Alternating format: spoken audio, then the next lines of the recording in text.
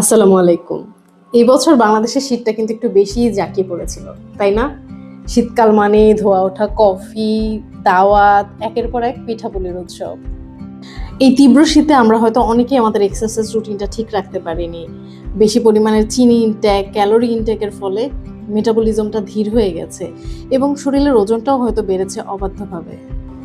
তবে চিন্তা নেই, আসছে আমাদের রমজান মাস। শুধু ধর্মীয় ইবাদত নয়, শরীরকে ডিটক্স করার জন্য এবং হেলদি লাইফস্টাইল বাটনটা রিস্টার্ট করার জন্য এটি একটি দারুণ সুযোগ। সেটা আপনি যে ধর্মেরই হন না কেন, কারণ এই টাইমে আমাদের স্কুল, কলেজ, অফিস, আদালত সবকিছু একটা ব্যালেন্স টাইম অনুযায়ী চলে।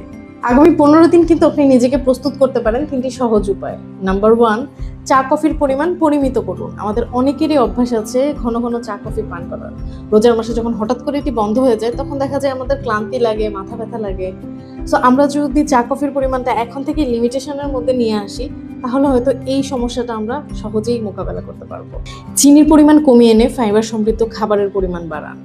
পর্যাপ্ত পরিমাণে পানি পান করুন যেন শরীর ডিহাইড্রেট না হয়।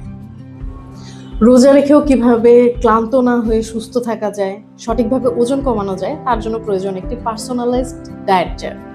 সেই জার্নিতে আমি আছি আপনার গাইড হিসেবে। সুস্থভাবে রোজা পালনের জন্য অথবা ব্যালেন্স ডায়েটটা রিস্টার্ট করার জন্য কনসাল্ট করতে পারেন আমার সাথে। সরাসরি চলে আসুন চেম্বারে, অথবা আমরা কথা বলতে পারি অনলাইনে।